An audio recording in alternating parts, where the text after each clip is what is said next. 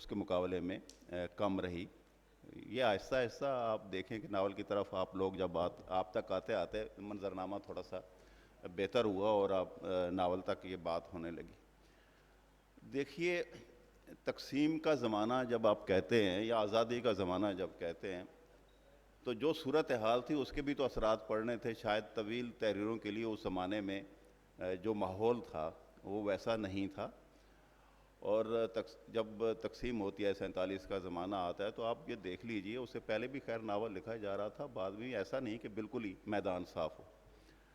لیکن بنیادی جو سوالات تھے 47 کے فوراً بعد جو اٹھائے, اور منٹو صاحب نے بھی اٹھایا, انہوں نے کہا جناب کہ ہمارا جو ادب ہے وہ ہندوستان کے ادب سے کیسے مختلف ہوگا, اور کیا ہم یہ دیکھ لیجئے انہوں نے زحمت درخشاں میں وہ جو سوالات اٹھا رہے ہیں اپنے ایک مضمون میں, وہ بڑے شدید سوالات ہیں اور بڑے اہم سوالات تھے, اور ان کے جوابات شاید ہی ہم ابھی تک دے پائے ہوں کہ ہم انہیں اس سوسائٹی سے ہم انہیں کیسے مختلف کر سکتے تھے. لیکن خود آپ دیکھیے کہ جو اس زمانے میں ادب لکھا جا رہا تھا جس طرح کا, وہ بھی اس سوسائٹی کے اوپر شدید تنقید کی صورت میں ہمارے سامنے آ رہا تھا. جو کچھ ہم دیکھ رہے تھے, یعنی جو ہمارے خواب ٹوٹ رہے تھے, جس طرح فیض صاحب نے جس صبح کا ذکر کیا اور اس اجالے کو داغ داغ کا, تو خود منٹو صاحب جب کھول دو جیسا افسانہ لکھتے ہیں تو وہ بنیادی طور پہ سب سے بنیادی سوال تو اسی کے اوپر قائم کر رہے ہوتے ہیں کہ یہ جو سوسائٹی ہے جس کے اندر تحفظ ملنا چاہیے تھا, اس کے جو چوکیدار ہیں, اس کے جو رضاکار ہیں, وہی خود اس کے ساتھ جو ظلم کر رہے ہیں. وہ سکینہ بچی کی طرح, جسے آپ آپ اس کی جگہ پہ رکھ لیجئے, ملک کو رکھ لیجئے, اس سوسائٹی کو رکھ لیجئے, اور آپ کو اندازہ ہو جائے گا کہ اس کی جو علامتی حیثیت ہے وہ کیا بنتی. تو یہ صورتحال تو اس وقت تھی, اور یہ بڑے سوالات تھے ظاہر ہے, اور ان سوالات کے مقابل ہمارا بنیادی طور پہ افسانہ ہی ہو رہا تھا, اور اسی فارم کے اندر لوگ لکھ رہے تھے اور آپ کے سامنے آ رہے تھے. تو یہ بالکل آغاز والا دور ہے, اور یہ وہ دور ہے جس میں میں یہ سمجھتا ہوں کہ ترقی پسند افسانہ جو ہے اس نے بنیادی کام کیا ہے, اور ایک پوری فضا بنائی ہے جس کے اندر فکشن کو فروغ بھی ہوا اور اس کی طرف لوگ متوجہ ہوئے. میں ایسے سمجھتا ہوں کہ ایسے سنہری دور بھی آپ کہہ لیجئے, دونوں طرف بھی. ایسا نہیں ہے کہ یہ بہت عمدہ افسانہ اس سارے زمانے میں لکھا گیا, اور بہت اہم بنیادی جو سوالات تھے اس سوسائٹی کے حوالے سے, عام فرد کے حوالے سے, طبقاتی تقسیم کے حوالے سے, یہ سارے سوالات اس افسانے کے ذریعے ہمارے سامنے آتے ہیں. اور ایسی پاکستان میں جو افسانہ لکھا جا رہا تھا اس کی یہ ساری بنیادیں ایک قسم کی آپ کو. اچھا, آپ اس کے پیرلل جو ہے وہ عسکری صاحب جیسے افسانہ لکھ رہے تھے, وہ اور طرح کا تھا, ایک شعور کی روح کے تحت. جیسے آپ دیکھ لیجئے چائے کی پیالی ہو گیا یا پھسلن ہو گیا, یا اس طرح کے افسانے سامنے جو آ رہے تھے, وہ بالکل ایک خیال کی رو میں وہ چلتے چلتے وہ اپنی بات کہہ رہے تھے. یعنی ایسے تکنیک میں بھی افسانے لکھ رہے تھے.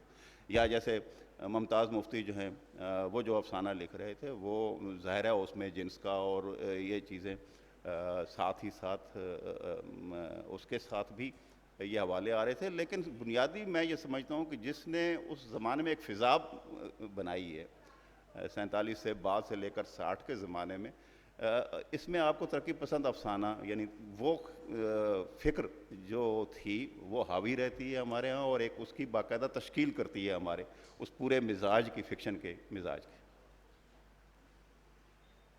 اچھا, ناول کا وہ تھوڑا سا رہ بھی گیا, تو وہ جو تہذیبی جڑوں کی ہماری تلاش ہے, نجیبہ عارف صاحبہ آپ سے سوال ہے, تو ان تہذیبی جڑوں کی تلاش میں پہلے عسکری صاحب نے اسلامی ادب کا نعرہ لگایا, اور اس زمانے میں تو جیسا کہ حمید شاہد بتا رہے ہیں کہ اس زمانے میں زیادہ زور ترقی پسندوں کا تھا.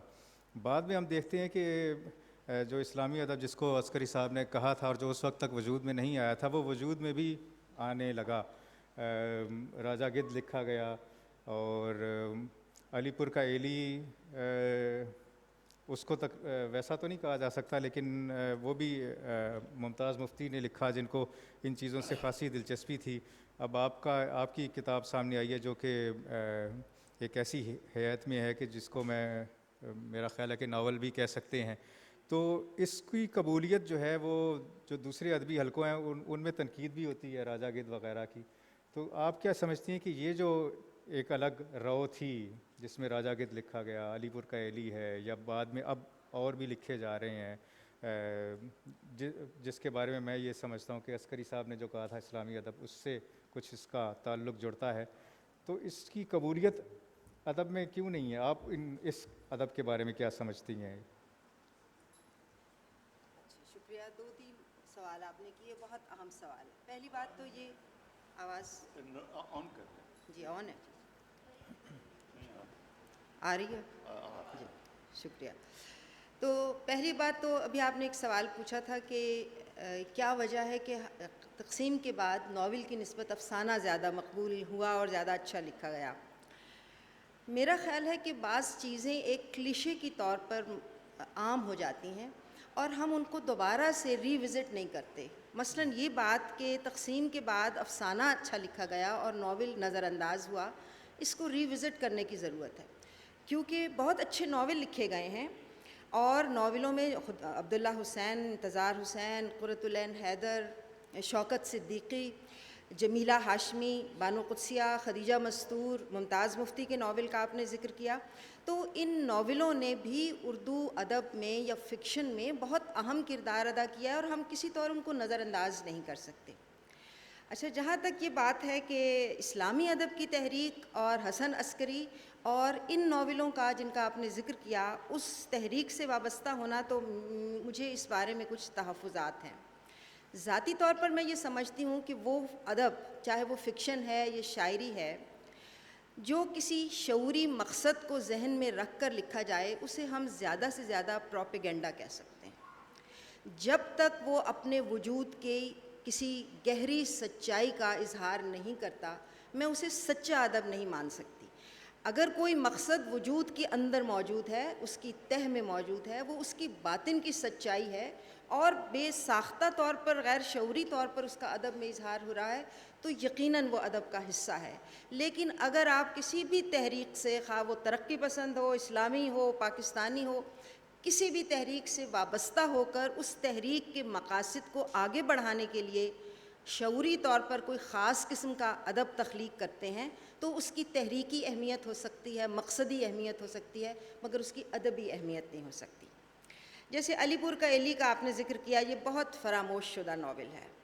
میرا اندازہ یہ ہے کہ ہمارے ہاں یہ بدقسمتی رہی ہے کہ ہم مخصوص لوگوں پر ان کی ذاتی وابستگیوں کی وجہ سے، ان کی ذاتی زندگی کی وجہ سے یا پسند ناپسند کی وجہ سے کچھ مخصوص ٹھپے لگا دیتے ہیں، اور جب وہ ٹھپا لگا دیتے ہیں تو پھر ان کے ادب کو اس ٹھپے سے ہٹ کر دیکھتے ہی نہیں. مثال کے طور پر علی پور کا ایلی مجھے لگتا ہے اردو ادب کا ایک بہت اہم ناول ہے جسے ہم نے فراموش کیا ہے، اور مجھے روسی ادب کے اثرات اس پر نظر آتے ہیں، دوستویسکی کے اثرات نظر آتے ہیں. مجھے لگتا ہے کہ وہ ایڈیٹ کی طرز کا کردار ہے ایلی، اور جو اس کا زنانہ کے ہیروئن ہے، اس کی خاتون کردار ہے شہزاد، میں اسے اینا کرینینا اور نانا سے اس کی مشابہت تلاش کر سکتی ہوں.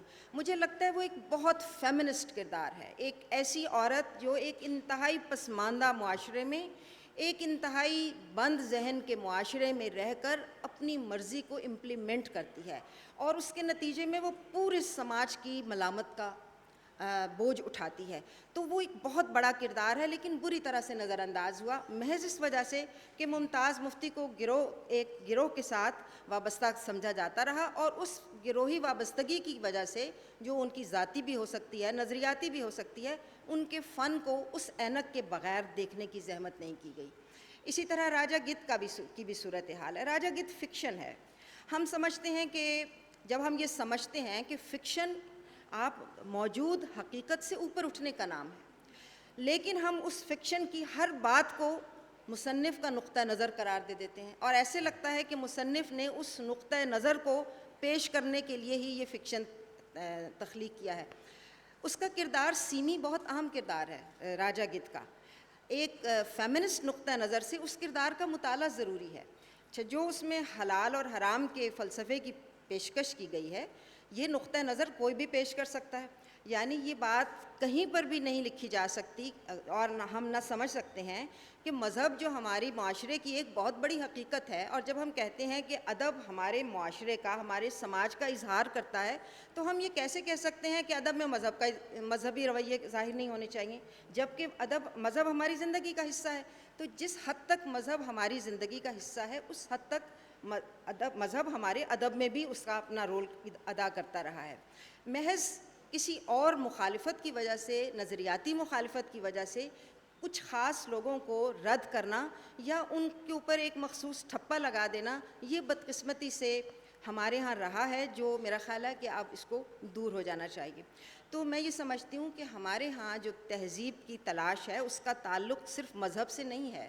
وزیر آغا نے جو تہذیبی جڑوں کی تلاش کا نقطہ نظر پیش کیا، مستنصر حسین تارڑ نے بہاؤ میں جس نقطہ نظر کو پیش کیا، وہ ایک دوسرا نقطہ نظر تھا۔ تو اردو ناول میں مذہب کے حوالے سے بھی اور مذہب کے حوالے کے بغیر بھی تہذیبی جڑوں کی تلاش کی جاتی رہی ہے۔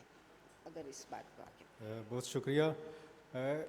یہ جو دو تین ہمارے ہاں ایک لہریں نظر آتی ہیں اردو فکشن میں، اس کے علاوہ ایک اور لہر نظر آتی ہے کہ ہمارا ملک جو ہے مسلسل سیاسی جبر کا شکار رہا ہے، مارشل لاء اس میں آئے ہیں، تو اس میں ایک اور لہر دکھائی دیتی ہے جو کہ سیاسی اور سماجی کامنٹ جس میں زیادہ واضح ہوتا ہے۔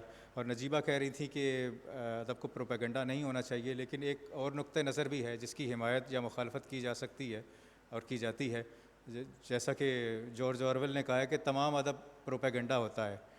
تو اس حوالے سے جو ایک اور لہر ہے ہمارے فکشن کی، جو سیاسی اور سماجی جبر کے خلاف یا اس سے متعلق جو ناول لکھا گیا ہے، تو اصغر ندیم سید صاحب سے میں پوچھنا چاہوں گا کہ کیا وہ لہر محدود رہی یا وہ لہر ترقی پسند تحریک کی طرح آپ کو زیادہ نظر آتی ہے، خاص طور پر 70s میں جو فکشن لکھا گیا اور اس کے اثرات عوام تک بھی پہنچے، یا وہ لہر محدود رہی؟ شکریہ۔ 75 سال کے فکشن کو ضرور دیکھیں، لیکن مجھے تہذیب کی جڑوں سے زیادہ فکشن کی جڑوں کی تلاش زیادہ رہی ہے کہ ہمارا فکشن ڈیولپ برِ صغیر میں کس طرح ہوتا رہا ہے۔ ذرا سا تھوڑا سا پیچھے جاؤں گا کہ جو اردو کے مراکز تھے، وہاں کا فکشن یا وہاں جو ناول لکھا گیا وہ مختلف ہے، اور جو اردو کے مراکز نہیں تھے، وہاں جو ناول دوسری زبانوں میں لکھا گیا اس کے تراجم اب ہمیں ملے ہیں پچھلے کچھ عرصے سے بہت ریگولر۔ تو اس کو ذرا پیچھے جا کے دیکھیں تو ہندوستان کی غربت سب سے بڑا مسئلہ رہا ہے۔ کسان، مزدور، ترقی پسند سے بھی پہلے، اب ترقی پسند میں جب ملک راج آنند کا کلی آیا تو اس تھا تو انگریزی میں، لیکن کلکتہ، بمبئی اور اس طرف کے جتنے علاقے ہیں، اور ان میں جو بھوک اور کسانوں کے ساتھ جو ظلم، وہ سارے کے ساری چیزیں ان کے اندر ڈیولپ ہوتی ہوئی دکھائی دیتی ہیں۔ اور اسی میں جو دوسری زبانیں ہیں، تیلگو ہے، تمل ہے، مراٹھی ہے، اس کے ناول جب آج ہم پڑھتے ہیں تو ان میں بھی وہی غربت اور وہی کسان اور پچھڑے ہوئے عناصر اور لوگ اور ان کی زندگیوں کی ریفلیکشنز ہیں۔ پولیٹیکلی ناول نے جڑ پکڑی ہے اس وقت جب سجاد ظہیر نے لندن کی ایک رات لکھی۔ اس میں پولیٹیکلی ناولٹ تھا وہ، لیکن ناول کے سارے عناصر اس میں تھے۔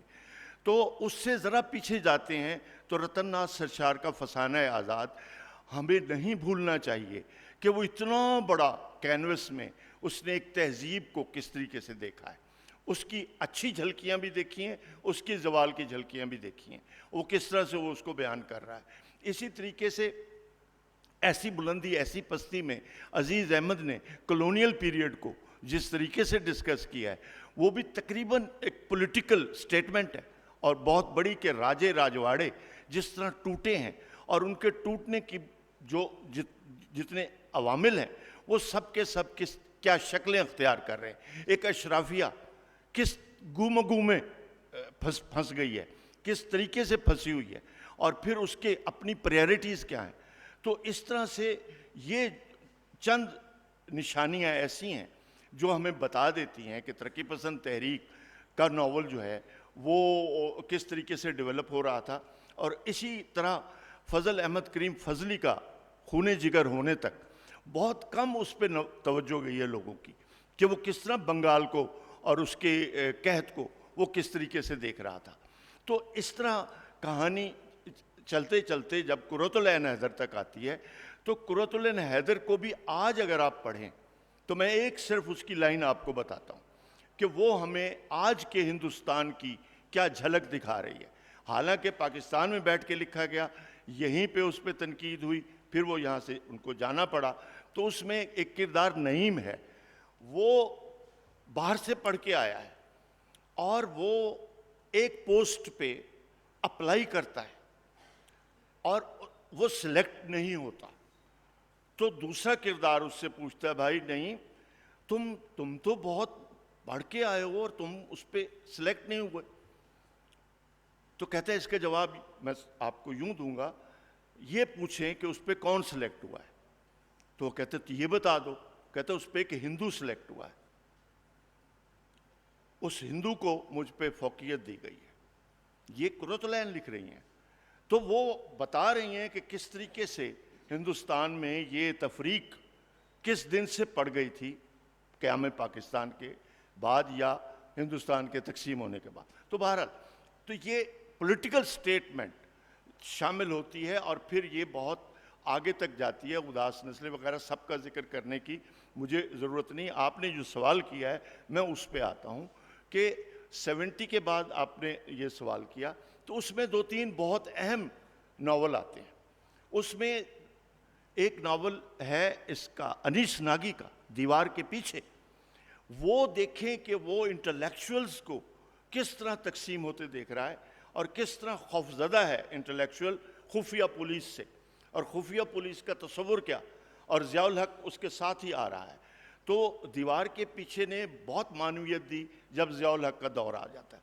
پھر اسی دور میں کسی نے, نقاد نے, انور سجاد پہ اتنی توجہ نہیں کی. خوشیوں کا باغ اور جنم روح 2 ایسے ناول ہیں کہ جو بٹوین دا لائنز ایک نئی ٹیکنیک کے ساتھ وہ آپ کو سوریلزم اور کولاج اور فیوژن اور پتہ نہیں کتنے تصورات جو بعد میں آتے ہیں ان سب کو وہ کسی طرح ایکسپیریمنٹ کر رہا ہے. تو یہ ہمارا جو پھر الطاف فاطمہ کا چلتا مسافر, ہم نے اس پہ کبھی بات ہی نہیں کی.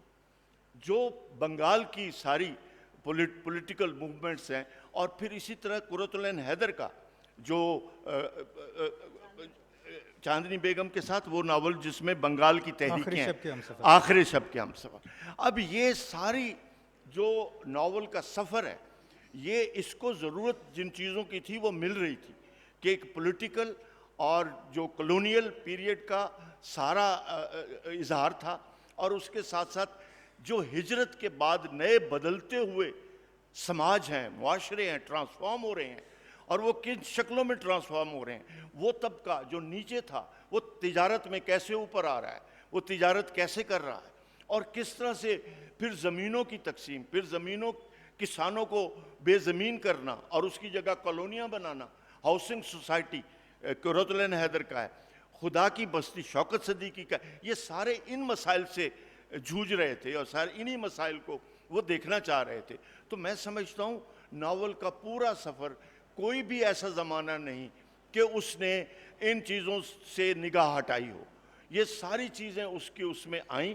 اب اصل ٹیکنیک کا ہنر تھا کہ کس طرح بٹوین دا لائنز اور کس طریقے سے اس کی زیریں لہریں وہ بناتے تھے میننگ کی, اور وہ آج بھی معنی دے رہی ہیں. تو میں سمجھتا ہوں 70 کے بعد اور ضیاء الحق کے پیریڈ نے ہمیں بہت سکھایا کہ بات کیسے کرنی ہے اور بات کیسے نہیں کرنی. تو وہ دور نہ آتا تو شاید ہمارے بہت سارے کردار اور بہت سارے تجربے اس طریقے سے محفوظ نہ ہو پاتے. تو بہرحال زمانے جو ہوتے ہیں وہ رائٹر کو خود اکساتے ہیں کہ اس زمانے کو کس طرح دیکھنا ہے. بہت شکریہ اصغر ندیم سید صاحب. کرن نذیر ہمارے ساتھ ہیں. انہوں نے ریسرچ کی ہے خواتین کا ادب جو خاص طور پر ڈائجسٹوں میں تھا اس حوالے سے. تو خواتین ہم دیکھتے ہیں کہ اردو ناول کے تو بڑے نام ہی خواتین کے ہیں. کرۃ العین حیدر ہیں, الطاف فاطمہ ہیں, خالدہ حسین ہیں, اور کئی نام ہیں. تو خواتین ادبی رسالوں میں بھی لکھ رہی تھیں اور اس کے علاوہ ڈائجسٹوں میں بھی لکھ رہی تھیں. تو ان کے اوپر ان کی ریسرچ ہے, تو ہمیں بتائیں کہ وہاں جو ادب لکھا جا رہا تھا وہ جو مین اسٹریم ادب تھا جو ظاہر عوام تک اتنا نہیں پہنچ رہا تھا, اس سے کس حد تک ڈفرینٹ تھا, وہ کیا ضروریات تھی جس کی وجہ سے وہ ڈائجسٹ میں لکھ رہی تھیں, اور وہ کتنا مؤثر ثابت ہوئیں, اور اس کا وہ کٹ آف کیوں اس کو سمجھتے ہیں جو مین اسٹریم ادب ہے, اس کو وہ لوگ اس کو مختلف کیوں سمجھتے ہیں. میرا خیال ہے مغرب میں تو ایسی بائفرکیشن نہیں ہے, سوائے اس کے کہ پلپ فکشن ہے جو بالکل ہی فارغ ہوتا ہے, تو وہ اس کی تقسیم ہے. آپ کیا کہیں گی؟ جی بہت شکریہ جی. آواز آ رہی ہے؟ جی پہلے تو میں یہ واضح کرنا چاہوں گی کہ میں اینتھروپولوجسٹ کی حیثیت سے اس پینل میں ہوں. میرا ادبی اور علمی قد اتنا بالکل نہیں ہے جتنا کہ باقی معزز پینلسٹ کا ہے. تو یہاں پہ میں تھوڑا سا جیسے سید صاحب کی بات کو آگے بڑھانا چاہوں گی. آپ نے جو ڈائجسٹ کی بات کی, ماہ ناموں کی بات کی, تو دیکھیں ایک تو یہ ہے کہ فار انسٹنس رفعت ناہید سجاد صاحبہ ہیں, وہ ادبی رسالوں میں بھی لکھ رہی تھیں, لیکن کیونکہ ماہ ناموں کی سرکولیشن زیادہ ہوتی ہے تو وہ ہمیں ماہ ناموں میں بھی لکھتی نظر آتی ہیں. تو جو سید صاحب ابھی بات کر رہے تھے کہ مارشل لاء کے زمانے میں کس طرح سے خواتین کے ادب نے اس دور کی زندہ حقیقتوں کو سامنے رکھا, میں اس بات کو تھوڑا بڑھانا چاہوں گی. دیکھیے جب ہم پاکستان کی تاریخ کو دیکھتے ہیں تو ہمارے سامنے اعداد و شمار آ جاتے ہیں, پالیسیاں آ جاتی ہیں, قوانین آ جاتے ہیں, لیکن وہ قوانین, وہ پالیسیاں خواتین کی نجی زندگی, ان کے تعلقات کو کس طرح سے اثر انداز کر رہے تھے, یہ ہمارے سامنے نہیں آتا. اور یہ فکشن ناولز کے تھرو ہم یہ دیکھتے ہیں کہ جو ماہ ناموں میں خواتین اس وقت لکھ رہی تھیں وہ اس دور کی عکاسی ہمیں وہاں پہ نظر آتی ہے. تو ویسے تو احاطہ کرنا بہت مشکل ہے 10 منٹ میں, لیکن ان میں سے جیسے اگر میں چراغ آخر شب کی بات کروں جو رفعت ناہید سجاد صاحبہ کا ہے, تو اس کے اندر آپ کو 3 نسلوں کی کہانی نظر آتی ہے. ایوب دور آپ کو نظر آتا ہے مارشل لاء کا, ضیاء الحق کے مارشل لاء کا دور نظر آتا ہے. اور جب میں نے ان سے انٹرویو لیا تو انہوں نے بتایا کہ کیونکہ وہ خود یونیورسٹی میں طالبہ تھیں ایوب کے دور میں, تو اس وقت جو پروفیسرز کی گرفتاریاں ہو رہی تھیں, اس طرح کے اور واقعات تھے, وہ انہوں نے ایک ڈائری میں رقم کرنا شروع کیے. اور پھر کچھ دہائیوں بعد جب انہوں نے اس ناول کے اوپر کام کرنا شروع کیا تو ان تمام واقعات کو لے کر انہوں نے اس ناول کے اندر کچھ واقعات لائے. اور بعض بہت خوبصورت جملے ہیں, جیسے ایک جو میں آپ کے سامنے رکھنا چاہوں گی, یہ مارشل لاء کے حوالے سے وہ لکھتی ہیں, ہم اپنے وطن میں بھی سسرال کی طرح رہتے ہیں, کوئی کچھ کہہ نہ دے, کسی کو برا نہ لگ جائے, کوئی خفا نہ ہو جائے. ٹھیک ہے. اسی طرح سے جیسے اور شازیہ چودھری مرحومہ ہیں, ان کا کام جو ہمیں ہے وہ مشرف کے دور کی عکاسی کرتا نظر آتا ہے. تو جو بنیادی نقطہ میں یہاں پہ سامنے رکھنا چاہوں گی وہ یہ کہ خواتین کی آواز جو ہمیں ماہ ناموں میں نظر آتی ہے, کیونکہ جس کو ہم انگریزی میں ریزوننس کہیں گے, عام پبلک ان کے ساتھ کس طرح سے ریزونیٹ کرتی ہے. ٹھیک ہے, کیونکہ وہ کچھ حد تک ان کے روزمرہ کے واقعات, ان کے جذبات کی عکاسی کرتے نظر آتے ہیں. تو یہ بنیادی چیز تھی جو میں یہاں پہ سامنے پیش کرنا چاہتی تھی. بہت شکریہ. ہم نے بات کی تہذیبی جڑوں کی تلاش سے متعلق فکشن کی اور سیاسی جبر سے متعلق فکشن کی. حمید شاہد صاحب سے میرا اگلا سوال ہے کہ سیاسی جبر کے حوالے سے جب ہم بات کرتے ہیں تو ہماری بات ضیاء الحق کے زمانے تک محدود رہ جاتی ہے عام طور پر, لیکن ہم یہ دیکھتے ہیں کہ سیاسی جبر تو بعد میں بھی مسلسل باقی رہا ہے. مارشاء اللہ تو بعد میں بھی آیا, پرویز مشرف کا مارشاء اللہ تھا, ابھی بھی کوئی ایسی اچھی صورتحال نہیں ہے. تو اب جو نئی صدی میں جو ناول سامنے آئے ہیں, مرزا عطر بیگ صاحب ہیں اور دوسرے لوگ ہیں, تو ان کے ہاں یہ جو سارے ہمارے مسائل اور سارے سوالات ہیں اور جو نئے موضوعات سامنے آئے ہیں, یعنی تقسیم کا موضوع, تہذیبی جڑوں کا تلاش کا موضوع, اس کے بعد 71 کے سانحے کا موضوع, اس کے بعد نئی صدی میں آپ کو کچھ نئے موضوعات نظر آتے ہیں اور سیاسی جبر سے متعلق اور جو دوسرے اہم سوالات ہیں, ایون تہذیبی جڑوں کی تلاش کا سوال بھی. تو ان سوالوں کو اب نیا فکشن اس سے کیسے معاملہ کر رہا ہے؟ بہت شکریہ. کاشف, بات یہ ہے, یہ جو بات ابھی ہو رہی تھی ناول کی, اور ناول کے اوپر بڑی تفصیل سے آپ لوگوں نے بات کی, اور ایسی بلندی ایسی پستی سے لے کے ابھی اصغر کا ناول ان کا آیا, تو ان کے ناول تک آپ دیکھ لیں کہ یہ سیاست یا سیاسی مسائل یا یہ جو دباؤ ہے جس کا ہم شکار ہیں, جس طرح کے ممالک میں ہم رہ رہے ہیں, جن کی زندگیوں کو بہت متاثر کرتی ہے یہ سیاست, اور جنہیں عام حقوق بھی انسانی سطح پہ جو انہیں حقوق حاصل ہونے چاہیے وہ نہیں ہیں، تو ظاہر ہے لکھنے والا تو اسی معاشرے کے اندر رہ رہا ہے نا. ایک مچھلی پانی کے اندر جب رہ رہی ہے اور کہیں کہ وہ گیلی بھی نہیں ہوگی تو وہ تو ہوگا. تو آپ کو جب اندر سے تلپٹ کر رہا ہے یہ جو صورتحال جتنی بھی ہے، تو یہ آپ کی ظاہر ہو رہی ہے آپ کی تحریروں کے اندر. یہ سارے آپ ناول جتنے بھی اٹھا کے دیکھ لیں کہ انتظار حسین کا بستی آپ اٹھا کے دیکھ لیں، تاڑ صاحب کا بہاؤ یا راکھ اٹھا کے دیکھ لیں، یا اس سے آپ آگے چل کے جیسے آپ کا ناول آئے ابھی لیٹسٹ آئے ہیں اقبال خورشید کے آئے ہیں ناول، یہ ان سارے آپ ناولوں کو دیکھ لیں تو آپ کو وہ صورتحال نظر آئے گی جو ہمارے ملک کے اندر ارد گرد ہو رہا ہے. اب وہ جو کویسچن جو ابھی اٹھایا تھا نجیبہ نے کہ بھئی آپ اگر مذہبی مزاج رکھتے ہیں تو آپ کا وہ ریفرنس بھی آ جائے گا، لیکن آنا چاہیے، لیکن اس کے ساتھ ساتھ سوال یہ ہے کہ کیا وہ آپ پریچ کرنے کے انداز میں اسے لے کے آ رہے ہیں، اور کیسے آپ اس کے اندر باقاعدہ اسے دوسروں کے اندر ایک ایسا فلسفہ بنا کے جا رہے ہیں جو آگے بڑھنے کے بجائے آپ کو وہاں روک دیتا ہے، تو وہاں ہمارے لیے مسائل کھڑے ہو جاتے ہیں. اب رہا اسلوب کی بات، یہ بڑی اہم بات ہے جس کے اوپر بات ہونی چاہیے. دیکھیے افسانے میں بہت زیادہ بات ہوئی ہے اور بہت زیادہ تجربات ہوئی ہیں ہمارے ناول کے مقابلے میں. اب یہ بہت آپ پچھلا سارا عرصہ اگر آپ اٹھا کر دیکھ لیں گے تو آپ محسوس کریں گے کہ جنم کنڈلی یا خوشیوں کا باغ جیسے تجربات ہمیں اس زمانے میں نظر آتے ہیں، لیکن اس سے پہلے بالعموم ہمارے کہانی کا مزاج جو ہے وہ بیانیہ رہا ہے، اور کہانی کے اوپر اس طرح اس بہاؤ کو ساتھ لے کے چلتے رہے. اور اس طرح کے مزاج جو تھے جو ناول لکھے گئے ان کو اس طرح کی قبولیت نہیں مل سکی جو ملنی چاہیے تھی. لیکن کچھ عرصے سے آپ دیکھ رہے ہیں کہ آپ کا بیانیہ جو ہے وہ بدلا ہے اور آپ نے اس مزاج کو توڑا ہے جو پہلے تھا. مثلا کل تک تو ہمیں انتظار صاحب آپ انہی مجالس میں یہاں بیٹھ کے وہ کہتے ہیں کہ جب تک فکشن جو ہے وہ واقعات پرانے نہیں ہو جاتے میں انہیں فکشن کا ایسا نہیں بناتا. یہ انہوں نے نہیں کہا، یہ نجیب محفوظ نے بھی کہا ہے. نجیب محفوظ نے بھی آپ دیکھیں انہوں نے ایک جگہ کہا ہے جب تک چیزیں پرانی نہیں ہو جاتی تو ان میں وہ جو فکشن کی اصرار ہے وہ اس میں داخل نہیں ہوتا. لیکن ہمارے لکھنے والوں نے وقت کے ساتھ ساتھ جو سامنے کا معاملات ہے اس کے اندر سے فکشن کو برآمد کرنے کی طرف رجحان ہوا. ہمارے نوجوان جو لکھنے والے ہیں انہوں نے ایسا سیاسی صورتحال کو سامنے رکھ کے اس کے اندر سے فکشن کے عناصر کو تلاش کیا ہے اور اس کی اپنی جمالیات بنانے کی کوشش کی ہے. یہ بڑی اہم ہے.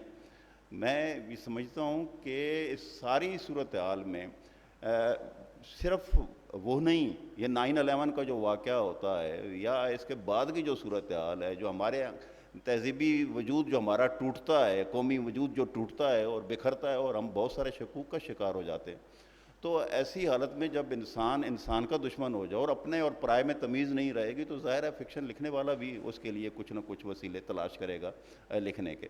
مجھے یاد ہے جب میں مٹی آدم کھاتی ہے لکھ رہا تھا تو وہ اس میں جب وہاں سے مشرقی پاکستان سے اس سقوط کے بعد وہ واپس آتا ہے کردار جو فوج میں جا کے وہاں پہ گولیاں برسا رہا تھا، تو وہ ایک گلٹ کا شکار ہوتا ہے اور اس کے بعد وہ پاگل ہو جاتا ہے. اور اب پاگل کا بیانیہ جو ہے لکھنے کے لیے مجھے بڑی دقت پیش آ رہی تھی کہ کیسے لکھا جائے، لیکن اس کے لیے مجھے ایک راستہ تلاش کیا. اس طرح ہی آپ دیکھ لیں سب لکھنے والوں نے ایسی صورتحال جو ہے وہ تلاش کیا. ابھی جو ان کا اصغر الدین سید کا بھی تازہ ترین ناول آیا ہے اس میں واقعات اس طرح نہیں بڑھتے ہیں، ایک شعور کی روح ہے وہ چلتی رہتی ہے، اس میں مختلف لوگ جو ہیں اس میں اپنا کنٹریبیوٹ کر رہے ہیں اس کہانی کے اندر، لیکن ساتھ ہی ساتھ آپ کے ساتھ جو مکالمہ ہو رہا ہے وہ تہذیبی سطح پر، ثقافتی سطح پہ، ان سطحوں پہ آپ کے ساتھ میں اسے تہذیبی اور ثقافتی ناول کہوں گا.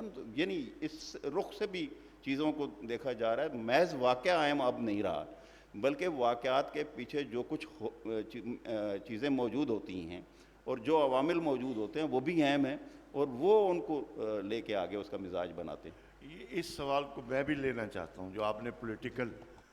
دیکھیں غلامی کی شکلیں بدلتی ہیں. جب ایک بار غلامی آپ کے اندر لذت بن جاتی ہے تو پھر آپ اس میں سے نہیں نکلتے، اور غلامی کی مختلف شکلوں میں آپ رہتے ہیں۔ دیکھیں بنگلہ دیش بنا، کتنا بڑا تجربہ تھا، اس میں رائٹرز بھی تھے، کیا لکھا گیا؟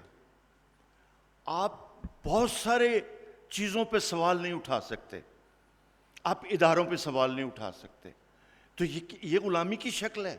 ماشاء اللہ ہے یا نہیں ہے؟ ماشاء اللہ ہے، کسی اور شکل میں ہے، وہ رہتا ہے، وہ نہیں جاتا۔ جمہوریت کس شکل میں ہے یہ بھی آپ سب کو جانتے ہیں۔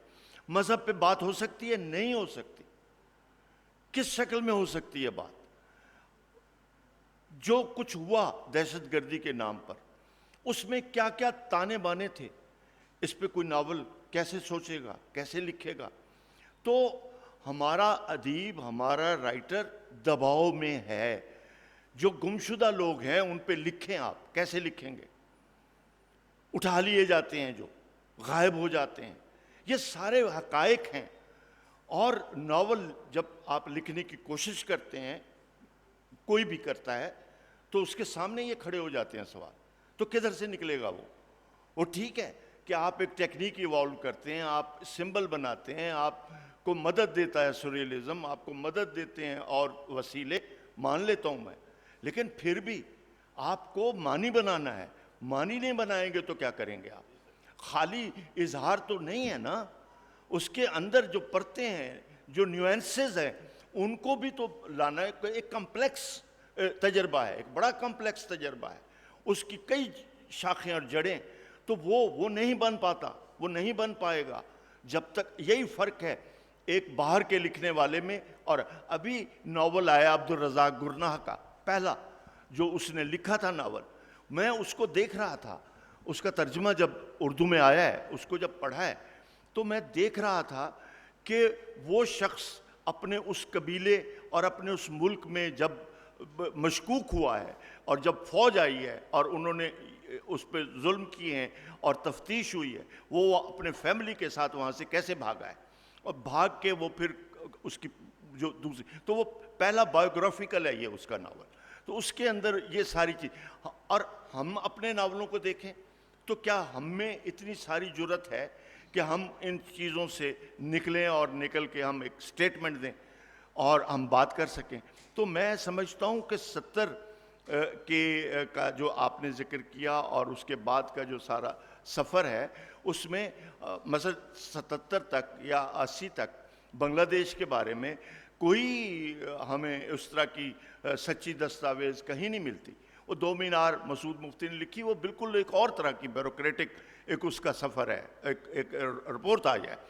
لیکن جو ریالٹی میں جو کچھ ہوا، کچھ اس کی نشانیاں میں نے لکھی ہیں، کچھ نشانیاں اوروں نے بھی لکھی ہوں گی، لیکن ہمارے پاس وہ بڑا تجربہ نہیں ہے کہ ہم اس کو نکال سکتے یا اس کو لے کے آتے۔ تو بہرحال بلوچستان کے ایشوز ہیں، بلوچستان میں کیا ہے، تھر تھر میں کیا ہو رہا ہے، ہمارے ہاں غربت کی کیا کیا شکل، ابھی بہت کچھ ان اٹینڈڈ پڑا ہوا ہے، ابھی بہت کچھ ناول کا حصہ بننا ہے، بننا چاہیے تھا۔ تو وہ یہ جو ہمارے رکاوٹیں ہیں، یہ جو اور جو ہماری obsessions ہیں، اس میں ہم پھنسے رہتے ہیں، تو اس کی وجہ سے ہم اس سطح تک نہیں آئے ابھی۔ بہت شکریہ اصغر ندیم سید صاحب نے بہت اہم کچھ سوالات ہیں ان کو ایڈریس کیا۔ نجیبہ عارف صاحبہ سے میرا سوال ہے ہیئت اور تکنیک کے تجربات کے حوالے سے، کہ ایک ہم یہ سمجھتے ہیں کہ ہماری جو سچویشن ہے 47 سے اب تک، وہ اتنی اس کا پریشر اتنا زیادہ رہا ہے کہ ہر مصنف نے اس سے معاملہ کرنے کی کوشش کی ہے، اور اس معاملہ کرنے کی کوشش میں اس کا اسلوب راست زیادہ تر رہا ہے، تاکہ وہ اپنی جو بات ہے کہنا چاہتا ہے وہ کہہ سکے۔ اور جب وہ بات کسی اور طریقے سے اس نے کہنے کی کوشش کی، جیسے انور سجاد کا ناول ہے، تو وہ زیادہ لوگوں تک وہ پہنچ نہیں سکی۔ اس وجہ سے تکنیک اور ہیئت کے جو تجربے تھے ان کی اتنی حوصلہ افزائی نہیں ہوئی۔ تو مجموعی طور پر نجیبہ عارف صاحبہ، میں آپ سے پوچھنا چاہوں گا کہ اردو فکشن میں، اردو ناول میں خاص طور پر ہیئت اور تکنیک کے تجربوں کی کیا صورتحال رہی؟ کیا وہ کامیاب رہے یا ناکام رہے، اور اب اس کی کیا صورتحال ہے؟ بہت شکریہ کاشف، اس بات کا خاص طور پر شکریہ کہ آپ نے یہ سوال پوچھا۔ دراصل بات یہ ہے کہ اب تک ہم جو بات کر رہے ہیں اور اس سے پہلے بھی جب بات ہوتی ہے فکشن کے حوالے سے یا ادب کے حوالے سے، ہمارے نصابوں میں بھی ہم دیکھتے ہیں جب ہم طالب علموں سے پوچھتے ہیں ادب پر جائزہ لیں، ادب کا تجزیہ کریں، تو بات صرف اور صرف موضوع تک محدود رہتی ہے۔ کیا کہا گیا، کانٹینٹ کیا ہے، وہ کیا کہنا چاہتا ہے، کیا وہ اپنے سماجی دباؤ کا، جبر کا اظہار کر رہا ہے یا نہیں، کیا وہ اپنے سماج میں پیش آنے والے تجربات کو اپنے ادب کا حصہ بنا رہا ہے یا نہیں۔ جہاں تک کانٹینٹ کا سوال ہے، یہ کانٹینٹ تو وہی ہے جو ادیب کے لیے بھی ہے، صحافی کے لیے بھی ہے، اگر کوئی مضمون لکھ رہا ہے اس کے لیے بھی ہے، اگر کوئی فلسفی ہے تو اس کے لیے بھی ہے۔ لیکن جب ہم ایک خاص یونرا کو اختیار کرتے ہیں تو اس یونرا کے بھی کچھ تقاضے ہوتے ہیں۔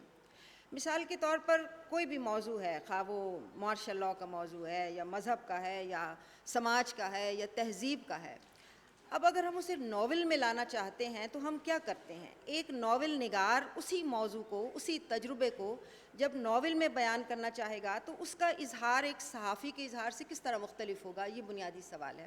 اور یہاں پر وہ چیز آئے گی جس کا آپ نے ابھی ذکر کیا ہے اور تکنیک کے تجربات۔ ناول نگار یا فکشن نگار، چاہے وہ ناول لکھ رہا ہے یا افسانہ، وہ کیا کرتا ہے؟ وہ دراصل اس حقیقی زندگی سے کچھ اجزاء اٹھاتا ہے اور ایک مصنوعی حقیقی زندگی تخلیق کرتا ہے۔ ایک ایسی زندگی جو حقیقی کا عکس ہے لیکن بالکل حقیقی نہیں ہے، کیونکہ اس میں اس کا اپنا زاویہ نظر شامل ہے۔ وہ ایک خاص آنکھ ہے جس سے وہ اس دنیا کو دیکھتا ہے اور ایک ایسی دنیا بناتا ہے جو دنیا اس دنیا سے دنیا جیسی ہے مگر بالکل ایسی نہیں ہے۔ اب اس کے لیے وہ کیا تکنیک استعمال کرتا ہے؟ میری دلچسپی کا موضوع یہ رہا ہے اور حقیقت یہ ہے کہ مجھے یہ جاننے میں بے حد دلچسپی رہی ہے کہ ایک فکشن نگار جب ایک فکشنی زندگی تخلیق کرتا ہے تو اس کے لیے وہ کیا ٹیکنیکس استعمال کرتا ہے۔ ہمارے ہاں جیسا آپ نے کہا کہ شروع میں چونکہ موضوعات کا دباؤ اتنا رہا کہ شاید وہ تکنیک کی طرف توجہ نہیں دے سکے، ایسا نہیں ہے۔ میرا خیال ہے شروع سے دیکھیے آپ آگ کا حتیٰ کہ امراؤ جان ادا میں دیکھیے آپ کو ایک ٹیکنیک نظر آتی ہے۔ امراؤ جان ادا کی کہانی سادہ بیانیہ نہیں ہے، اس میں موڑ ہیں، اس میں ایک خاص سوچا سمجھا کرافٹ ہے۔ وہ کرافٹ ایسا ہے اور اس کی کامیابی یہ ہے کہ کرافٹ نظر سے اوجھل ہو جاتا ہے اور کہانی سامنے آ جاتی ہے۔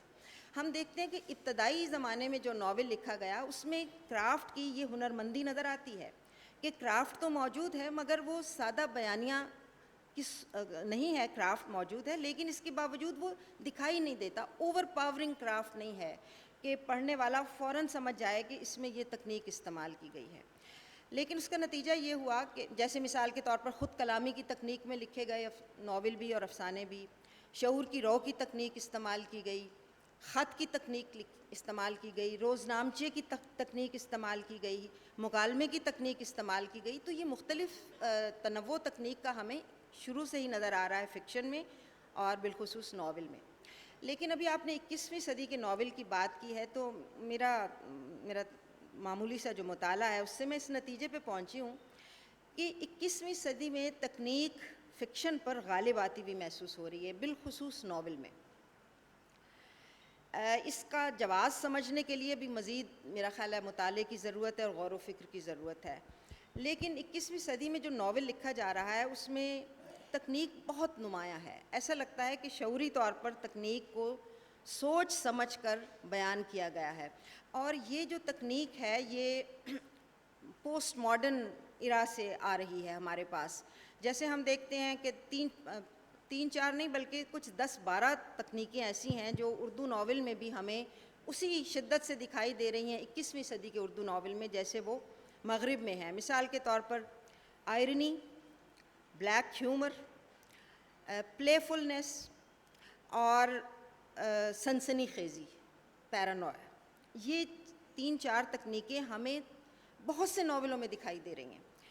پھر ہم دیکھتے ہیں میٹا فکشن کی تکنیک ہے۔ Meta fiction is fiction about fiction, یعنی ایسا فکشن جس میں آپ بتا رہے ہیں کہ یہ فکشن ہے اور قاری کو بار بار یہ کہہ رہے ہیں کہ یہ تم جو پڑھ رہے ہو وہ فکشن ہے۔ پھر پارٹیسپیشن، قاری کو اپنے ساتھ شامل کر لینا اور بار بار قاری کو مخاطب کرنا بحیثیت مصنف، بحیثیت ناول نگار قاری کو مخاطب کرنا، یہ تکنیک بھی ہمیں فکشن میں بہت زیادہ دکھائی دے رہی ہے۔ انٹر ٹیکسچولیٹی بہت زیادہ ہمارے ہاں نظر آ رہی ہے۔ میجک ریئلزم اگر ہم دیکھتے ہیں تو پہلے بھی سوریلزم کی صورت میں تھا اور کسی اور صورت میں بھی تھا جیسے، لیکن ہم اسے اس نام سے یاد نہیں کرتے تھے، لیکن اب اس کو ایک نام مل گیا ہے میجک ریئلزم کا، جو ہمیں پھر ایک چیز ہے ایک فنی مخلوطہ بنانا، جس میں آرٹ کی مختلف فارمز کو ناول کے اندر یا فکشن کے اندر اس طرح لے کر آنا کہ اس پر اس کا ذکر کیا جائے۔ مثلا اصغر ندیم سید کا ناول ہے، اس کی مثال ہے۔ مرزا اطہر بیگ کا آپ نے ذکر کیا، ان کے تمام ناولوں میں ہمیں یہ ٹیکنیکس ملتی ہیں، بالخصوص ان کا ناول حسن کی صورتحال۔ خود آپ کے ناول میں تکنیک کا بہت ہنرمندانہ استعمال ہے اور کرافٹ بہت واضح طور پر نظر آتا ہے۔ تو مجھے ایسے لگتا ہے کہ کچھ مطالعے کے نتیجے میں اور کچھ اس بات کے نتیجے میں کہ اب تنقید بہت غالب بیانیہ بن گئی ہے، اور ناول لکھنے والا یا افسانہ لکھنے والا اپنے زمانے کی تنقید سے بیگانہ نہیں ہے، بلکہ وہ تنقید پڑھتا ہے اور اس کے ذہن میں یہ کچھ پیرامیٹرز یا معیار موجود ہیں، تو وہ ان کو ذہن میں رکھ کر لکھ رہا ہے۔ ایسا مجھے محسوس ہوتا ہے کہ فکشن لکھنے سے پہلے ایک کرافٹ تیار کیا جاتا ہے، جیسے آپ ایک پہلے سانچہ بناتے ہیں، ایک پورا ٹیکنیک بناتے ہیں۔ مجھے یقین ہے کہ جو اس سے پہلے فکشن لکھنے والے تھے وہ بھی ایسے ہی لکھتے ہوں گے، لیکن وہ ٹیکنیک بالکل غیر نمایاں تھی، وہ ظاہر نہیں ہوتی تھی، اور پڑھنے والا کہانی کے اندر اس کے بیانیے میں محو ہو جاتا تھا۔ لیکن اب وہ ٹیکنیک بعض اوقات پٹخنیاں دیتی ہوئی بھی محسوس ہوتی ہے، بعض اوقات ایسے لگتا ہے ایک ٹیمپورل ڈسٹورشن کی ٹیکنیک بہت زیادہ استعمال ہو رہی ہے۔ ٹیمپورل ڈسٹورشن میں آپ وقت کو اس طرح توڑ موڑ دیتے ہیں کہ ایک لمحے میں آپ ایک جگہ سے دوسری جگہ پہ چلے جاتے ہیں۔ یہ شعور کی رو کی تکنیک کی صورت میں پہلے بھی ہمیں نظر آتا ہے، یولیسس سے ہمیں نظر آ رہا ہے، مغرب میں 20ویں صدی سے یہ ٹیکنیک استعمال ہو رہی ہے، لیکن اردو میں اب اس کا استعمال فکشن میں بہت نمایاں ہوا ہے۔ تو غالباً ہمارے لکھنے والوں کا مطالعہ اور مغربی فکشن کا مطالعہ، مغربی اور ہماری تنقید کا مطالعہ بڑھا ہے، تو اس کے نتیجے میں مجھے لگتا ہے کہ تکنیک کی طرف توجہ موجودہ زمانے میں بہت زیادہ دی جا رہی ہے۔ کاشف، وہ میں اس پہ بات کہنا چاہوں گا، یہ بالکل بہت اچھی بات انہوں نے کہی اور انہوں نے بڑا گہرا مطالعہ اس میں دیا، لیکن سوال تو یہی ہے کہ پہلے کی زندگی اور اب کی زندگی میں بھی فرق پڑ گیا ہے۔ وہ جو سادہ زندگی تھی اس کے مقابلے میں آپ کی زندگی بہت زیادہ کمپلیکسٹی آ گئی ہے اس میں، اور ظاہر ہے اس زندگی کو آپ لکھ رہے ہیں نا، آپ نے تو وہ زندگی نہیں لکھنی جو گزر چکی ہے، اور جو سادہ تھی، جس میں خاندان پورے آپ کے قائم تھے، ایک پورا ایک سوشل سیٹ اپ آپ کا بہت تھا، اسی خاندان کے اندر ہی آپ گھومتے تھے، اور ان رشتوں کو آپ بحال رکھے ہوئے تھے جو رشتے آپ کے موجود تھے، اور ایک پوری ایک تہذیب کی امی جمی آپ کے ہاں موجود تھی۔ لیکن اب ایسا نہیں ہے، آپ کے خاندان ٹوٹے ہیں، آپ کے ذہنی دباؤ آپ کا ٹوٹا ہے۔ اب رہ گئی بات یہ کہ آج ناول نگار سوچ کے لکھتا ہے، تو ناول تو پہلی بنیاد یہ ہے کہ ناول تو لکھا ہی اس کا پہلے ہوم ورک کیا جانا چاہیے اور کیا جاتا ہے۔ افسانے میں لکھنے میں شاید اس کی ضرورت نہیں رہتی بہت زیادہ اسپیڈ ورک کی شروع میں، لیکن ناول میں تو رہتی ہے، آپ کو ایک پورا اس کا پلاٹ بنانا ہے اور اس کے بارے میں آپ کو ایک ذہنی مشقت آپ کو بہرحال کرنی ہوتی ہے، اور جب آپ کے سامنے صورتحال بہت گنجل ہوگی، اس کے بہت زیادہ گنجل ہوں گے، تو پھر آپ اس صورتحال کو بیان کرنے کے لیے کون سا راستہ اپنا سکتے ہیں، اسے پھر تلاش کرنے کے لیے ظاہر آپ کو سوچنا پڑے گا، اور ان کو ٹیکنیکس کو یہ اپنی جگہ پہ اہم بات ہے کہ تکنیک نظر آنی چاہیے یا نہیں آنی چاہیے۔ میرا خیال ہے کہ تکنیک نظر آنے یا نہ آنے کا سوال اب شاید اتنا اہم نہیں رہا۔ کئی دفعہ یہ ہوتا ہے کہ تکنیک کو دکھا کے ہی آپ اس کی اثر انگیزی بھی ساتھ ساتھ ہی بڑھا رہے ہوتے ہیں، یعنی آپ اپنا وہ جو داؤ ہے وہ آپ دکھاتے ہیں اور ساتھ ہی ساتھ اس کی اثر انگیزی بھی بڑھا رہے ہوتے ہیں، لہٰذا وہ تکنیک خود ایک کردار کی صورت میں یا اس کے پلاٹ کی صورت میں آپ کے اس پورے بیانیے کا حصہ ہو رہی ہوتی ہے۔ یعنی آپ بتا رہے ہیں کہ جناب یہ جو صورتحال ہے، میں یہاں بیٹھا ہوں اور میں خواب میں ہوں اور وہ فلاں واقعہ ہو رہا ہے، تو آپ خواب میں نہیں ہوتے ہیں، یا آپ بتا رہے ہوتے ہیں ان کو، حالانکہ جو پہلا بیانیہ تھا اس میں ایسا نہیں ہوتا تھا، وہ آپ خواب کی کیفیت کے انداز سے دوسری طرح بیان کر دیتے تھے۔ یہاں آپ بتا رہے ہوتے ہیں اسے کہ جو میں آپ کو بتا رہا ہوں یہ سچ ہے یا یہ کہانی ہے۔ یعنی اس طرح کی چیزیں وہ کردار کے ساتھ آپ مکالمہ بھی کر رہے ہوتے ہیں اور ساتھ ہی ساتھ بنا رہے ہوتے ہیں. یہ ساری صورتحال بالکل اس میں درست بات انہوں نے کہی کہ ہم نے سیکھی ہے. اسی میں کاشف آپ کے ناول میں مجھے جو لگا کہ ٹیکنیک بھلے آپ سوچ کے بیٹھے ہوں، وہ تخلیقی عمل میں تب ڈھلے گی جب وہ ایمرج کرے گی ساتھ ساتھ پروسیس میں. اگر وہ پروسیس میں ایمرج نہیں کرے گی، آپ کا ناول ہمیں یہ بتاتا ہے کہ اس نے پروسیس میں ایمرج کیا ہے، ورنہ تو وہ ایک بیکار سی چیز ہو کے رہ جائے گی. ایک بات. دوسرا، سریلزم ہماری ایکچولی فکشن پہ زیادہ روسی فکشن کا اثر رہا ہے اور کسی حد تک فرینچ کا اثر رہا ہے. اب اگر تھوڑا سا ہسٹری میں جائیں، ابھی یہاں کے لوگوں کو نہیں معلوم تھا کہ سریلزم آیا کیسے، تو کتاب ہمیں بتاتی ہے فلم کی. وہ یہ بتا رہی ہے کہ سب سے پہلے فرانس کے مصوروں نے یہ بتایا کہ دو شاعر ہیں، میلارمے اور بودلیئر، جو ہم پہ اثر انداز ہو رہے ہیں، اور وہ دونوں سریلسٹک طریقے سے مصوری میں اثر ڈالا انہوں نے. اور انہوں نے یہ تسلیم کیا کہ ہم نے جو سریلزم کی ٹیکنیک لی ہے ان دو شاعروں سے لی ہے. پھر اس ٹیکنیک کو انہوں نے فلم کو واپس کیا اور فلم سے کہا کہ وہ اس سے استفادہ کرے. اور پھر اس وقت کی فلم جو 1920 اور 30 میں بنی ہے، انہوں نے ایسا فکشن چنا جو سریلسٹک تھا، اور ظاہر فکشن چنا، فکشن پہ مبنی ہے وہ ساری فلمیں، اور وہ انہیں ملا، اور اس سے پھر انہوں نے اپنی فلم میں یہ ٹیکنیک استعمال کی. تو یہ ایک سفر ہے جو چلتا ہے ٹیکنیک کے حساب سے. ایک بات صرف میں 1 منٹ میں کہنا چاہتی ہوں کہ ٹیکنیک کے حوالے سے جو میں نے بات کی، اس کا یہ مقصد ہرگز نہیں ہے کہ ٹیکنیک کا ہونا یا ٹیکنیک کا نظر آنا کوئی ایسی بات ہے جس کے لیے عذر خواہی کی ضرورت ہے. یہ صرف ایک آبزرویشن ہے کہ ٹیکنیک کا استعمال بڑھتا جا رہا ہے. یہ نہ تو بذات خود کوئی قابل تعریف بات ہے اور نہ اس میں کوئی نقص یا کمی ہے. اصل بات تو یہ ہے کہ ٹیکنیک کے اس کا شعور بڑھ رہا ہے. تو اس کا کہنے کا مطلب یہ ہے کہ ناول نگار کا شعور فن پہلے کی نسبت بڑھ رہا ہے. وہ جو کچھ فن تخلیق کر رہا ہے اس تخلیق کا شعور بھی رکھتا ہے اور شعوری سطح پر اس کو تخلیق کر رہا ہے، صرف وجدانی سطح پر نہیں کر رہا. یہ میں کہنا چاہتی ہوں. بہت اہم باتیں ہوئیں. ایک سوال کرن سے میں آخر میں کروں گا. یہ فلم والی جو بات کر رہے تھے اصغر ندیم سید، یہ بہت زیادہ اہم بات ہے. اب جو تازہ ترین، جو جدید ترین، جو اچھے فلم ڈائریکٹرز ہیں، وہ فکشن سے بہت زیادہ انسپریشن لیتے ہیں. اور میرا یہ خیال ہے کہ فکشن پر بھی فلم کے بہت زیادہ اثرات ہیں. جو مغرب کا فکشن ہے اور ہمارے ہاں بھی ہونے چاہیے، جو فکشن کی نئی ٹیکنیکیں ہیں، جو جدید ترین فلمیں ہیں، ان سے ہم بہت کچھ سیکھ سکتے ہیں. کرن سے میرا آخری سوال ہے کہ معاصر ڈائجسٹ جو ہے اس میں خواتین اب کیسا لکھ رہی ہیں؟ کیا اب وہ قابل ذکر ہے، یا جیسے ڈائجسٹوں کا بھی ایک دور تھا اور اب سمجھا یہ جاتا ہے کہ وہ بھی ختم ہو گیا، یا ابھی بھی معاصر جو فکشن ہے خواتین کا، کنٹمپریری جو ہیں ڈائجسٹ، ان کی کیا صورتحال ہے؟ ڈائجسٹ تو جی، یہ بلکہ ہم پینل سے پہلے بھی یہ تھوڑی بات کر رہے تھے کہ اگر ہم سرکولیشن کی بات کریں تو ڈائجسٹ کی سرکولیشن تو ہمیں بڑھتی نظر آتی ہے. ٹھیک ہے. اور یہ ہے کہ اب جو ایک بہت بڑا مسئلہ بنا ہے وہ یہ کہ سوشل میڈیا کے اوپر ڈائجسٹ اپلوڈ ہو جاتے ہیں، فیس بک کے پیجز بن جاتے ہیں، تو آف کورس بکری اتنی نہیں ہوتی، لیکن یہ کہ اپلوڈ اور سرکولیشن ان کی بہت زیادہ ہو رہی ہے. میں آپ کا سوال اسی پیرائے میں تھا؟ جی. اچھا، تو بالکل جی، سرکولیشن بہت زیادہ ہے. بلکہ ایک جو اب بہت بڑا ہمیں تبدیلی نظر آتی ہے وہ یہ ہے کہ جو ڈائجسٹ کی رائٹرز ہیں وہی اب ٹیلی ویژن اسکرپٹ رائٹرز بن رہی ہیں. ٹھیک ہے. تو فار انسٹنس جو بڑے بڑے نام جو ہمیں سامنے نظر آتے ہیں وہ تمام ڈائجسٹ رائٹرز تھیں، اور بہت زیادہ جو ڈرامے بنے ہیں وہ بھی وہی ہیں جو کہ پہلے ڈائجسٹ کے اندر ایک ناول یا افسانے کی شکل میں چھپ چکے ہیں اور ان کو پھر اسکرپٹ میں تبدیل کر دیا جاتا ہے. تو یہ بھی بلکہ اب 2-3 ہیں جنہوں نے آگے فلمیں بھی جو لکھی گئی ہیں وہ بھی تینوں ڈائجسٹ رائٹرز ہیں جنہوں نے لکھی ہیں.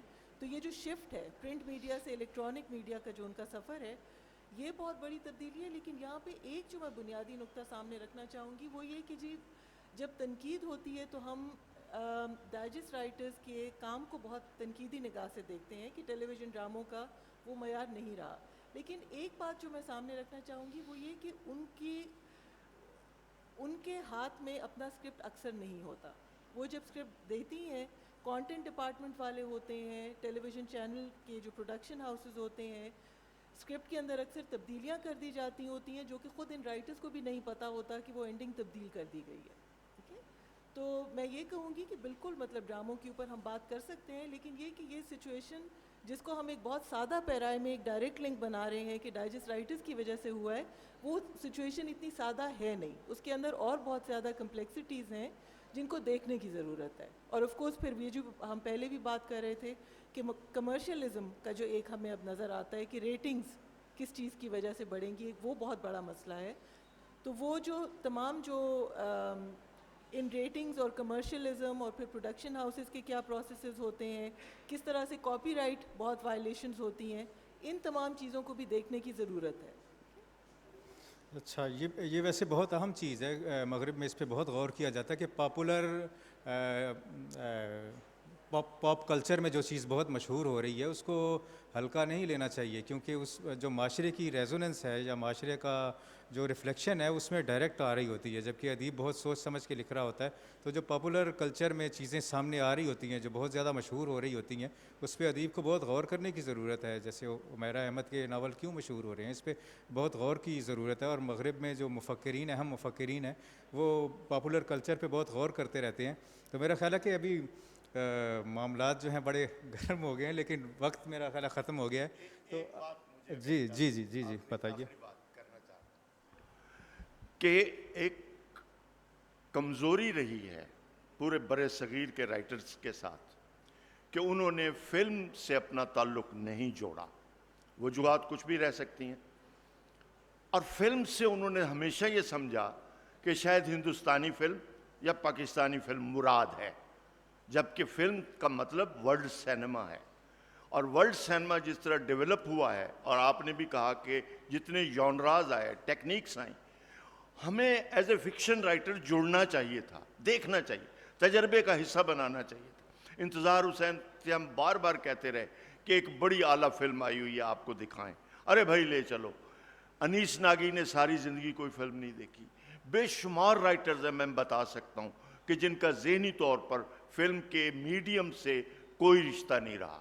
बदकिस्मती और भी तरीके की है कि यहाँ आया सिनेमा अच्छा आया ही नहीं या कम आया, तो इस वजह से नहीं देख पाए। मैं ये समझता हूँ सेंसिबिलिटी के पॉइंट ऑफ व्यू से, और एक मीडियम के पॉइंट ऑफ व्यू से, और एक तजर्बे के पॉइंट ऑफ व्यू से इनको देखना चाहिए। मिलान कुंडेरा फिल्म के अपनी फिल्म जो उसके नावल पे बनती है उसमें जुड़ा हुआ होता है। काजू इशिगुरो 3 फिल्में खुद वो कहता है कि मैं इसके स्क्रीन प्ले में मौजूद था। इसी तरह और बहुत सारे नाम हैं जो वेस्ट के हैं या दूसरी दुनिया के हैं, जो बराह रास्त फिल्म के मीडियम पे असरअंदाज भी हुए और फिल्म ने उन पे भी असर डाला। तो हमारे यहाँ ये बिल्कुल चैप्टर रहा ही नहीं। अब क्या सवालात हम ले सकते हैं? क्या इसका टाइम है कि हम किसी से सवाल ले सकें? जी, इन तक अगर माइक पहुंचा दिया जाए। और ये भी बताइएगा आपका नाम क्या है और किससे सवाल है आपका? अस्सलाम वालेकुम जी, मेरा नाम सलमा मलिक है। पार्शली मेरा सवाल आपने जवाब दे दिया है। किरण साहिबा से मेरा सवाल है कि जो हमारे डाइजेस्ट राइटर्स का कंटेंट है, ख़ासतौर पे जो ख़वातीन हैं, उनमें एक स्टीरियोटाइपिंग बहुत दिखाई देती है, जिसमें the right type of woman is the one who री एम्ब्रेसेस रिलीजन, और वो जो एक एथिज़म से रिलीजन की तरफ ट्रांसफॉर्मेशन है वो। तो ये बहुत सारी चीज़ें जो हैं डोमिनेंट नैरेटिव का हिस्सा बनती जा रही हैं, और जो राइट क्या है, जो रॉन्ग क्या है, वो बहुत एब्सोल्यूट हो रहा है। तो इसका कोई रिड्रेसल हो सकता है, और ये कॉन्सेप्ट इस तरह क्यों बहुत ज़्यादा ज़ोर पकड़ता जा रहा है? और वो बात आप अभी थोड़ी सी कर भी चुके हैं कि उसी की रिफ्लेक्शन अब हमें स्क्रीन पे भी दिखाई दे रही है, जिसमें ये कंटेंट बहुत ज़्यादा है, और ख़ास तौर पे कुछ जो माइनॉरिटी रिलीजन्स हैं उनको ख़ास तौर पे टारगेट किया गया है, बताया गया कि वो ख़राब हैं और असल पाथ क्या है। तो इसके बारे में क्या राय है किरण साहिबा आपकी भी, और अगर कोई और पैनल के पार्टिसिपेंट्स किरण, अगर इसको मैं शेप कर सकूं इनके सवाल को, कि तो ये है कि क्या जो डाइजेस्टों में और डाइजेस्टों में जो अदब है उसको टीवी पे पेश किया जा रहा है, क्या वो ज़रूरत के मुताबिक यानी टेलर मेड है, उसमें स्टीरियोटिपिकल कैरेक्टर्स हैं, और क्या इसका रिड्रेसल भी हो सकता है? बिल्कुल। एक तो थैंक यू डॉक्टर सलमा, एक बहुत अहम सवाल है जो आपने पूछा है। دیکھیے جی، at the end of the day digest commercial ventures ہیں، ٹھیک ہے. تو commercial ventures in the sense کہ ان کے اندر ایسی کہانیاں جو کہ ریزوننس رکھتی ہیں ریڈرشپ کے ساتھ، زیادہ تر وہ چھپتی ہیں، but there are voices of dissent جو کہ ہمیں نظر آتی ہیں. تو پہلی بات تو یہ. دوسرا یہ کہ یہ جو ہم بات کر رہے تھے کہ کس طرح سے بعض ریلیجس مائنورٹیز کو ڈائریکٹلی ہمیں ٹارگیٹڈ نظر آتی ہیں، یا ایک جو ہمیں فنڈامنٹلسٹ ریلیجیوسٹی کا ایک ایلیمنٹ ہمیں بڑھتا ہوا نظر آتا ہے. تو آئی وڈ سے کہ اس کے اندر بھی پھر وہی ڈبیٹ آ جاتی ہے کہ وہ میڈیا سوسائٹی کو ریفلیکٹ کرتا ہے یا وہ سوسائٹی کو شیپ کرتا ہے. ٹھیک ہے. تو میرا جواب یہ ہوگا کہ وہ کنٹیکسچولائز کر رہا ہے ایک طرح سے، لیکن اسی کے ساتھ ساتھ ہمیں اور بھی بہت ساری ایسی کہانیاں نظر آتی ہیں جو کہ اس ڈومیننٹ نیریٹو کو چیلنج بھی کر رہی ہوتی ہیں. ٹھیک ہے. لیکن یہ ہے کہ وہ اگین وہی بات ہو جاتی ہے کہ وہ والی جو آوازیں ہیں وہ کم ہیں اور بہت مائنورٹی میں ہے، لیکن وہ بھی ڈائجسٹ کے اندر ہی ہمیں چھپتی نظر آ رہی ہوتی ہیں. ٹھیک ہے. I hope that answers your question. اور کسی کا؟ جی ان کو دیجیے گا، اور یہ بھی بتا دیجیے کہ کتنا ٹائم رہ گیا ہے. السلام علیکم، میرا نام حاجرہ ریحان ہے. میں یہ سوال پوچھنا چاہ رہی ہوں کہ ٹیکنیک کے اوپر بات ہو رہی تھی فکشن کے، تو ٹیکنیک میں اب ایکسٹریمزم جو ہے وہ بہت زیادہ مطلب سامنے آ رہا ہے. یہ بھی ایک ٹیکنیک ہو گئی ہے. مذہب کو تو پہلے بھی استعمال کرتے تھے، اب بہت زیادہ ایکسٹریم وے میں استعمال کرنے لگ گئے. پولیٹیکل اسٹوریز ہوتی تھیں پہلے بھی، اب بہت زیادہ ایکسٹریم پہ چلے جاتے ہیں اور بہت زیادہ کنٹروورشل کرنے لگ گئے ہیں اسٹوریز کو. تو آپ کیا کوئی ایسا سسٹم آ سکتا ہے کہ کسی بھی ٹیکنیک کو رد کیا جا سکے؟ جیسے بہت ساری اسٹوریز پہلے جیسے کہا جا رہا ہے کہ پہلے کسی قسم کی اسٹوریز ہوتی تھی، اب دوسرے قسم کی اسٹوریز ہوتی ہیں. تو کیا ہم ٹیکنیک کو بھی رد کر سکتے ہیں تاکہ ایکسٹریم پہ جا کے جو بھی لکھا جا رہا ہے اس کو رد کیا جا سکے، یا اس کے بارے میں کوئی ایک رول بنایا جا سکے، لا بنایا جا سکے؟ میرا خیال ہے نجیبہ اس کا جواب شاید دے سکیں. شکریہ. جہاں تک میری سمجھ میں آیا آپ یہ پوچھنا چاہ رہی ہیں، غالباً آپ یہ پوچھنا چاہ رہی ہیں کہ وہ حربے جن کی مدد سے کسی خاص پیغام کو عام کیا جاتا ہے، آپ اس ٹیکنیک کی بات کر رہی ہیں. کیونکہ ہم جس ٹیکنیک کی بات کر رہے تھے وہ تو یہ ہے کہ آپ ایک عام واقعے کو فکشن میں کیسے بدل سکتے ہیں، اسے فن پارہ کیسے بناتے ہیں، اس کے لیے جو طریقے استعمال کیے جاتے ہیں اس ٹیکنیک کی ہم نے بات کی.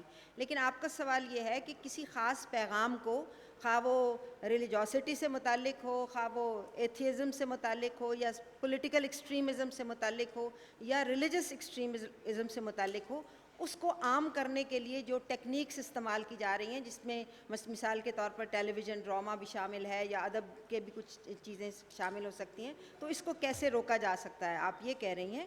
تو میرا خیال ہے اس کے روکنے کا بہترین اور اچھا طریقہ تو شعور کو عام کرنا ہے. کیونکہ جب ہم شعور کو عام کریں گے تو وہ چیز رد ہو جائے گی. باقی بزور روکنے کے طریقے بھی ہیں، لیکن پھر اس سے ریزسٹنس بڑھتی ہے. ہمیشہ ہم نے یہ دیکھا ہے کہ جب کسی چیز کو اچھی ہو یا بری ہو بزور روکا جاتا ہے تو اس کے جواب میں وہ ابھر کر سامنے آتی ہے. تو بہترین طریقہ ہے اس کے مقابلے میں اس اویئرنیس کو، اس شعور کو عام کرنا کہ جو اس کو قبول کرنے سے انکار کرے. یہ لانگ ٹرم ضرور ہے، لیکن میرا خیال ہے زیادہ افیکٹو ہو سکتا ہے. اچھا، اور کسی کا نہیں سوال؟ تو میں ایک سوال اصغر ندیم سید صاحب سے کرنا چاہوں گا. بات جو ہے وہ اس طرف نکل گئی ہے کہ اب جو پاپولر فکشن لکھا جا رہا ہے وہ عوام کو زیادہ پسند آ رہا ہے، اور جب وہ ٹی وی پر پیش کیا جاتا ہے تو وہ بھی وہاں پر بھی پسند کیا جاتا ہے. اس کے مقابلے میں جیسے کہ کرن نے بتایا کہ دوسری چیزیں بھی لکھی گئیں لیکن وہ پسند نہیں کی گئیں. تو ہم جب قیام پاکستان کے بعد دیکھتے ہیں تو ترقی پسند تحریک ایک مذہبی رواداری کی بات کر رہی ہے، سارے ادیب، شاعر، افسانہ نگار، مگر ہمارا پورا ہند کا معاشرہ ایک اور طرف چل رہا ہے، فرقہ واریت کی طرف چل رہا ہے. اور اب ہم دیکھتے ہیں کہ ہمارے ادیبوں میں تو مزاحمت موجود ہے یا وہ دوسری کانشیسنس موجود ہے، لیکن عوام کچھ اور پسند کر رہے ہیں. تو کیا ادیب ہمارا پہلے بھی ناکام ہوا، اب بھی ناکام ہو رہا ہے؟ دیکھیے، بات یہ ہے کہ آپ کس طبقے کو تیار کر رہے ہیں دیکھنے کے لیے. آپ کی مارکیٹنگ فورسز وہ طبقہ کریٹ کرتی ہیں، پھر اس طبقے کے لیے کیٹرنگ کرتی ہیں. یہ ایک پورا سسٹم ہے، معاشی نظام ہے، جس کے تحت ایک سوسائٹی کو شیپ کیا جاتا ہے.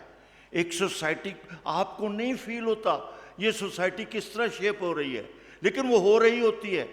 آپ پچھلے 70 سال کی بات کر رہے ہیں، اس میں دیکھیں سوسائٹی کو کن لوگوں نے اپنی مرضی سے شیپ کیا، اور ہم اس میں شامل نہیں تھے، عوام اس میں شامل نہیں تھی. ان کو نہیں پتا تھا کہ ان کو کس طرح سے سدھایا جا رہا ہے. یہ جو انڈیا کا الیکشن ہے، آپ کے خیال سے یہ کہ فیئر الیکشن ہے؟ نہیں، وہ کارپوریٹ سیکٹر نے اس کو ڈیزائن کیا، اس کو ڈیزائن کر کے اس نے عوام کو اس طریقے سے جو تھا اس طرف لے کے آئے اور انہوں نے ووٹ ڈالے. تو یہ اس برِ صغیر کا فینومینا ہے. تو اسی طرح پاپولر فکشن کے لیے مارکیٹ مینیجرز نے پہلے راستے بنائے کہ کس کو ٹارگٹ کرنا ہے. لوور مڈل کلاس کی عورت کو ٹارگٹ کرنا ہے، اپر مڈل کلاس کی عورت کو ٹارگٹ کرنا ہے، فیملی کو توڑنا ہے کہ مرد میل ویورشپ پہ چلا جائے، فیمیل ویورشپ پہ چلی جائے، بچے گئے بھاڑ میں. تو یہ ساری چیزیں ترتیب دی گئی ہیں، یہ بنائی گئی ہیں اس حساب سے. پھر اب آپ اس کو پاپولر فکشن کہتے ہیں تو کہہ دیں، مجھے کوئی اعتراض نہیں ہے. جی حمید شاہ صاحب، کیا ہمارا ادیب ناکام ہو رہا ہے؟ جو عوام چاہ رہے ہیں وہ نہیں لکھ رہا، اور وہ جیسا ادیب چاہ رہا ہے کہ عوام بدلیں وہ بھی نہیں کر پا رہا. بات یہ ہے کہ ادب کتنا تبدیلی لا سکتا ہے، یہ تو بڑا سوال ہے نا. تبدیلی کون لاتا ہے معاشروں کے اندر، یہ الگ سے سوال ہے. آپ جانتے ہیں کہ یہاں کون سی فورسز کام کر رہی ہوتی ہیں جو تبدیلیاں لاتی ہیں. ادیب کا جو کام ہے وہ تو کر رہا ہے. آپ اس کا فکشن اٹھا لیں، یہ ساری چیزوں کو وہ نشان زد کر رہا ہے، ہر جگہ پہ یہ بتا رہا ہے کہ یہ خرابی ہو رہی ہے. اب یہ معاشرہ ٹھیک نہیں ہو رہا تو آپ کے ہاں تو جمہوریت ہی نہیں آتی. کون نہیں لانے دیتا یہ آپ جانتے ہیں، اور جیسی لاتے ہیں وہ بھی آپ دیکھ رہے ہیں. جو تبدیلی آ رہی ہے، جسے میڈیا جس کو کنٹرول کر رہا ہے وہ بھی آپ جانتے ہیں. یہ کہاں سے یہ ڈوریاں لائی جا رہی ہیں وہ آپ جانتے ہیں. تو ایسی صورتحال کے اندر ادیب کے اوپر آپ اتنی ذمہ داری مت ڈالیں کہ اسی نے، یا اسے مورد الزام بھی مت ٹھہرائیں کہ اسی نے تبدیلی لانی تھی. جنہوں نے تبدیلی لانی تھی انہیں نشان زد ضرور کیجئے کہ انہوں نے خرابی کی ہے. ادیب نے تو اپنا فرض پورا کیا ہے. وہ تو مجھے لگتا ہے کہ جیسے وہ تبدیلی کا کافی نعرہ ہوا اور پاپولر کلچر میں مشہور بھی ہوا، تو ایسا لگتا ہے کہ ٹائر جہاں سے پنکچر تھا اس کے بجائے کہیں اور پنکچر وہ درست کرنے کی کوشش کی گئی اور وہاں بھی پنکچر کر دیا. تو اب ہمارا ٹائر جو ہے سارا پنجابی میں جو کہتے ہیں نا پاٹ گیا ہے. جی محسن، آخری سوال میرا خیال ہے. جی مختصر سوال کیجیے گا. میرا سوال یہ ہے، ادیب جو لکھ رہا ہے وہ تو ایک بڑے طبقے کے لیے لکھ رہا ہے، یعنی کہ ایک بڑی ایج کے بندے کے لیے، لیکن جو ہماری نئی نسل چھوٹے بچے ہیں ان کے لیے ادیب کوئی کہانی یا کوئی اس طریقے کی چیز اس کے شعور کے حساب سے نہیں لکھی جا رہی ہے، اور اس طریقے کی چیزیں اس کے لیے موجود نہیں ہیں. اس کے پاس کہانی ہے لیکن اس کے پاس ناول نہیں ہے یا افسانے کی فارم نہیں ہے اپنی چیز کو سمجھنے کے لیے، چیزوں کو بہتر طریقے انداز سے دیکھنے کے لیے. اس کے لیے ادیب کیا کر رہا ہے ہمارے سماج؟ میرا خیال ہے یہ بھی بڑا ایک طویل اس کا جواب ہوگا. مختصر یہ کہ جیسے بچوں کا ادب 47 کے زمانے میں پھول رسالہ ہوتا تھا، لیکن اس کے بعد ہم 80s میں دیکھتے ہیں کہ اشتیاق احمد بچوں کے لیے ناول لکھ رہے ہیں. تو ایک پوری نسل تیار ہو رہی ہے ایک خاص پیٹرن پر، ان کے ناول پڑھ کے، اشتیاق احمد کے ناول خاص طور پہ پڑھ کے. تو یہ جیسے کہ بات ہو رہی تھی اصغر ندیم سید صاحب اور حمید شاہد صاحب نے کی کہ یہ ایسا نہیں کہ 1-2 سالوں میں یہ کچھ ہو گیا جو ہمارے ساتھ آج ہوا ہے. اس کے لیے پوری تیاری ہر سطح پر کی گئی ہے اور اسے خاص انداز سے شیپ کیا گیا ہے. آپ سب حاضرین کا بہت شکریہ، مہمانوں کا بہت شکریہ. خدا حافظ.